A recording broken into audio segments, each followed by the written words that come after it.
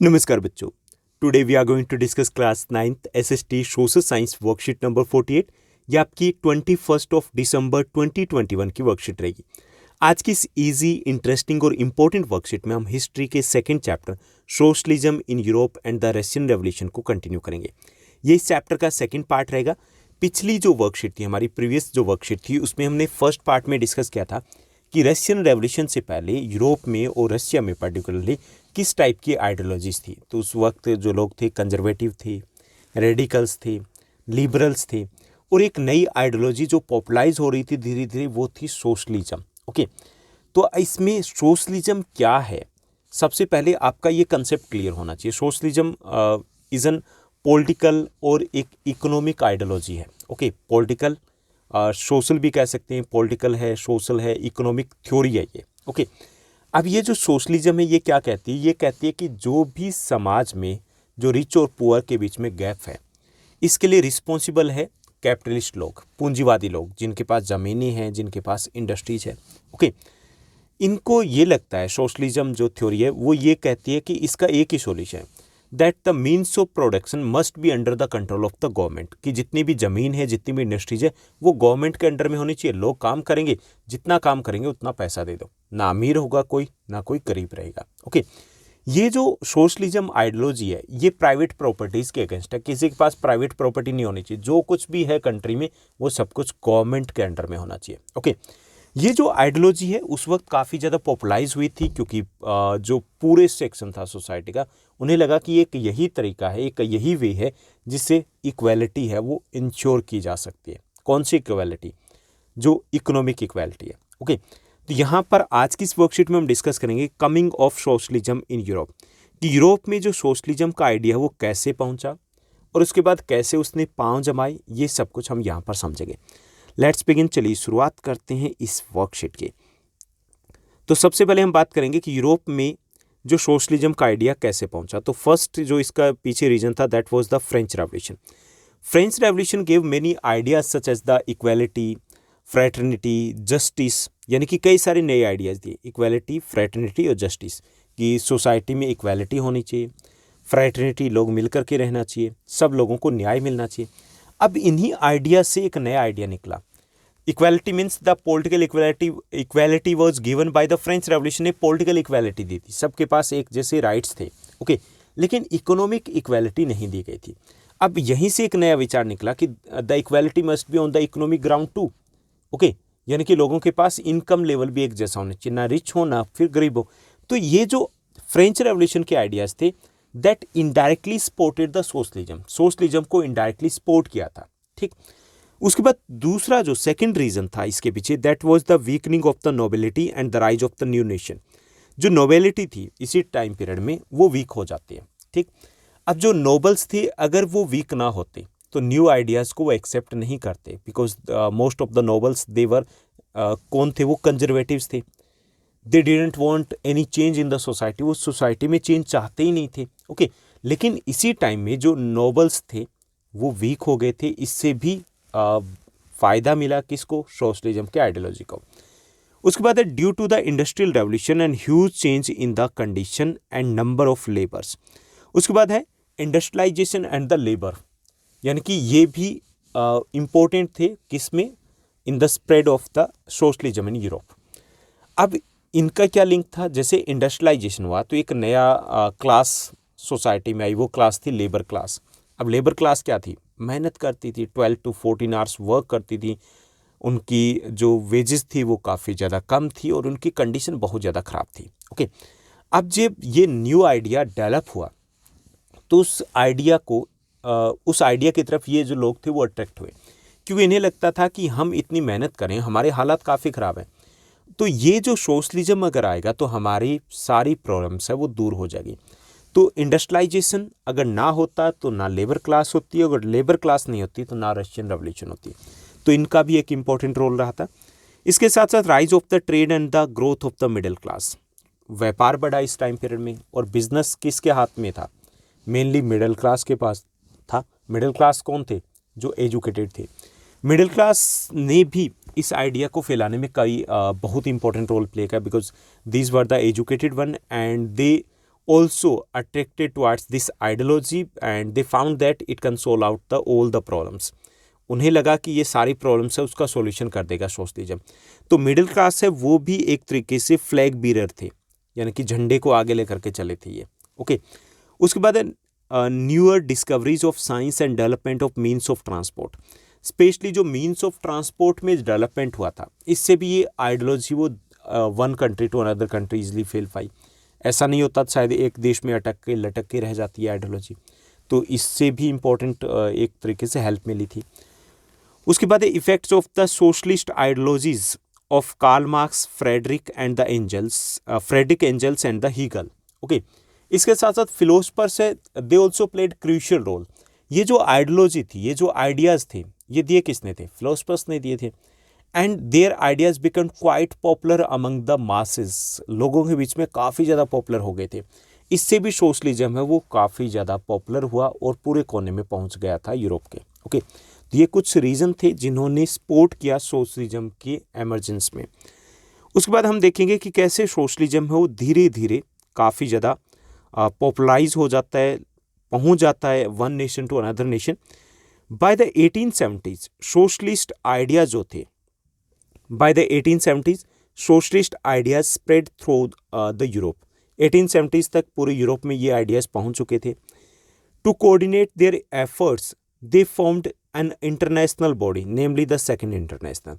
अब जो सोशलिस्ट लोग थे उन्होंने कोऑर्डिनेट करने के लिए कि हर देश में हम इस आइडियोलॉजी को सपोर्ट करेंगे, कोऑर्डिनेट करने के साथ साथ कि इस आइडियोलॉजीज को और ज़्यादा पॉपुलराइज करने के लिए उन्होंने एक ऑर्गेनाइजेशन सेटअप किया, उसका नाम था second international. Okay, workers in England and Germany begin forming associations to fight for better living and working condition. अब जो इंग्लैंड, जर्मनी, वहाँ पर भी आइडियोलॉजी पहुँच गई। वहाँ के वर्कर्स है, दे ऑर्गेनाइज दमसेल्व्स, खुद को ऑर्गेनाइज किया and they formed union, trade unions बनानी शुरू कर दी। ओके, वर्कर्स यूनियंस उन्होंने बनानी शुरू कर दी। तो यहाँ पर भी धीरे धीरे ये आइडियोलॉजी वो फैल जाती है। In Germany these associations work closely with the social democratic party है, उसके साथ ये टाई अप इन्होंने कर लिया and help it to win the parliamentary seats है, उनको जीतने में उन्होंने हेल्प की। ओके, इट मीन्स दैट ये धीरे धीरे जो आइडियोलॉजी जी थी वो एक पॉलिटिकल पावर भी बन गई थी। By 1905 socialist and trade unionist formed a labour party in Britain and socialist party in France. France और ब्रिटेन में इन्होंने पॉलिटिकल पार्टीज भी बना ली। ओके, यानी कि यहाँ पर पॉलिटिकल पावर भी इनके पास आने के चांसेस बढ़ गए। Till 1914 socialist party never succeeded in forming government in Europe but their ideas did shape legislation. हालांकि 1940 तक कहीं पर भी किसी भी देश में इनकी सरकार नहीं बनती है, लेकिन जो कानून बनते थे, लेजिस्लेशन जो होता था, उसको ज़रूर ये इफेक्ट करने लगे थे क्योंकि ये काफ़ी प्रभावशाली, इम्प्रेसिव, इफेक्टिव हो चुके थे और सपोर्ट भी काफ़ी ज़्यादा था। However the government continue to run by the conservatives, liberals and radicals. हालांकि जो गवर्नमेंट थी अभी तक वो अभी भी किनके पास थी, जो पावर्स थी वो कंजर्वेटिव, लिबरल्स, रेडिकल्स के पास थी। But gradually, slowly these socialist are also gaining the public support.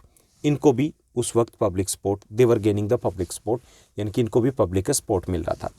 तो ये थी हमारी आज की वर्कशीट, उसका कंटेंट। अब इसी पर बेस्ड रहेंगे कुछ इजी क्वेश्चंस जिनको हमें समझना है। टोटल 4 क्वेश्चंस दिए गए हैं जिनको हमें समझना है। चलिए देखते हैं कौन से दिए गए। तो इसमें फर्स्ट हमारा क्वेश्चन दिया गया, list the factors which contributed the spread of socialism in Europe. हमें वो फैक्टर्स बताने हैं जिसके कारण यूरोप में ये जो आइडियोलॉजी थी वो फेल गई थी। ओके, पॉपुलराइज हुई थी, उसके बारे में बताना है। तो कौन कौन से फैक्टर्स रिस्पॉन्सिबल थे, ऊपर हम डिस्कस ऑलरेडी कर चुके। तो इसमें पहला फैक्टर है ideas of the French revolution that popularise the ideas of socialism too. Second, weakening of the nobility. Nobility है वो वीक हो चुके थे and they couldn't stop these ideas, इन आइडियाज़ को रोक नहीं पाए थे, इससे भी हेल्प मिली। Industrial revolution and the rise of the working class. Industrial जो रेवोल्यूशन हुई थी, इंडस्ट्रियलाइजेशन हुआ था, वर्किंग क्लास एक नई क्लास लेकर निकल कर के आई थी इंडस्ट्रीज़ में से, तो इनका भी एक इम्पॉर्टेंट रोल था क्योंकि यही लोग थे, they attracted towards these ideas, इन आइडियाज़ की तरफ अट्रैक्ट हुए और they really wanted these changes, जो चेंज चाहते थे। और सबसे ज़्यादा जो इम्पोर्टेंट रोल था आगे चल के जो रशियन रेवोल्यूशन में, वो इसी वर्किंग क्लास का था। उसके बाद the rise of the middle class too played very crucial role in this spread of the socialism के फैलाव में काफ़ी इंपॉर्टेंट रोल किया, क्योंकि ये एजुकेटेड थे and they knew the importance of this ideology, वो जानते थे कि इस आइडियोलॉजी की क्या इंपॉर्टेंस है।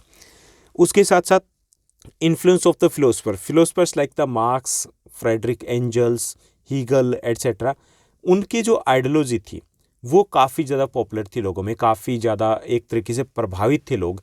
तो वो जो लोग थे इन्होंने इन आइडियोलॉजीज़ को दिया और इसको सपोर्ट किया, इससे भी ये जो आइडियोलॉजी थी सोशलिज्म वो काफ़ी ज़्यादा पॉपुलराइज हुई throughout the Europe. Now let's move to the next one, second question को देखते हैं। सेकंड जो क्वेश्चन दिए गए, analyse the role of industrialisation in spreading the ideals of the socialism in Europe. हमें बताना है कि इंडस्ट्रियलाइजेशन का सोशलिज्म की स्प्रेडिंग है, जो फैलाव होता है उसमें क्या रोल था, ये बताना है। After industrialisation in Europe a new working class emerged. Industrialisation के बाद एक नई वर्किंग क्लास है, यानी कि मजदूर वर्ग है, वो निकल के आता है। The working hours of the workers were long, working hours काफ़ी लंबे थे, and wages were low, wages काफ़ी ज़्यादा कम थी। The condition of the working class was pathetic, और इनकी जो कंडीशन थी वो काफ़ी ज़्यादा पैथेटिक थी। ग्रेजुअली, धीरे धीरे क्या हुआ, this working class was attracted towards the ideas of the socialism की तरफ ये अट्रैक्ट होते हैं, and played a major role in the Russian revolution later, और बाद में रशियन रेवोल्यूशन में सबसे इंपॉर्टेंट रोल है वो यही लोग प्ले करते हैं। ओके, तो इस तरीके से इंडस्ट्रियलाइजेशन है उसका इनडायरेक्टली लेना देना था सोशलिज्म की ग्रोथ में। उसके बाद थर्ड हमारा क्वेश्चन दिए गए, चलिए उसको देखते हैं। थर्ड क्वेश्चन दिए गए, discuss the ideologies of Karl Marx regarding socialism in your own words. Karl Marx की जो आइडियोलॉजीज है सोशलिज्म के रिगार्डिंग वो हमें डिस्कस करनी है।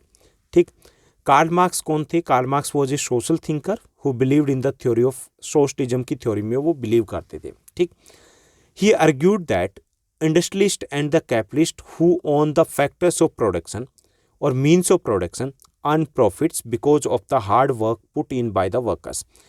इनका ये मानना था कि इंडस्ट्रियलिस्ट और कैपिटलिस्ट है वो मज़े करें, पैसा कमा रहे हैं, और मेहनत कौन कर रहा है? वर्कर्स, लेबरर्स, वो वर्कर का जो है वो मेहनत करें। अकॉर्डिंग टू हिम, उनके अनुसार only socialism can bring equality in the society, और इनका ये भी मानना था कि केवल सोशलिज्म है जो सोसाइटी में इक्वालिटी इंश्योर कर सकता है। According to him the workers will bring about this change, और इस चेंज को वर्कर्स ही लेकर के आ सकते हैं। ठीक, इसमें फिफ्थ भी आप लिख सकते हो, फिफ्थ पॉइंट हो जाएगा that the Karl Marx was against the private property के खिलाफ थे। ठीक, ये थी उनकी आइडियोलॉजी, वो चाहते थे कि सोशलिज्म आए, और उनको ये लगता था कि सोशलिज्म ही इक्वालिटी वो इंश्योर कर सकता है। Now let's move to the next one. Next हमारा फोर्थ क्वेश्चन रहेगा। फोर्थ क्वेश्चन है, describe the course of spreading of socialist ideas in Europe. हमें बताना है कि यूरोप में जो ये आइडियाज़ थे वो धीरे धीरे कैसे फैले थे, कहाँ से कहाँ पहुँचे थे, ये हमें बताना है। Socialist ideas spread to Europe by the mid of the 19th centuries के मिड तक ये पूरे यूरोप में फैल चुके थे। The socialist established the second international for the promotion and the mutual coordination of socialism, यानी कि इन्होंने पहले क्या किया कि धीरे धीरे ये मिड 19th सेंचुरी में पूरे यूरोप में आइडियाज़ पहुंच चुके थे। उसके बाद जो सोशलिस्ट थे, जो सपोर्टर्स थे, उन्होंने सेकंड इंटरनेशनल, एक इंटरनेशनल ऑर्गेनाइजेशन है उसको सेटअप किया। किसके लिए? ताकि सोशलिज्म को प्रमोट किया जा सके और आपसी जो कोऑर्डिनेशन है वो अच्छा किया जा सके, ताकि one by one other countries में गवर्नमेंट है वो एस्टेब्लिश की जा सके। They established socialist parties in countries like Germany, Britain and France जैसे देशों में सोशलिस्ट पार्टी भी सेटअप की जाती है।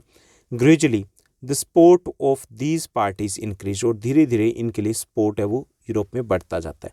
तो ये था कोर्स, रास्ता कि कैसे आगे बढ़ा था सोशलिज्म यूरोप में।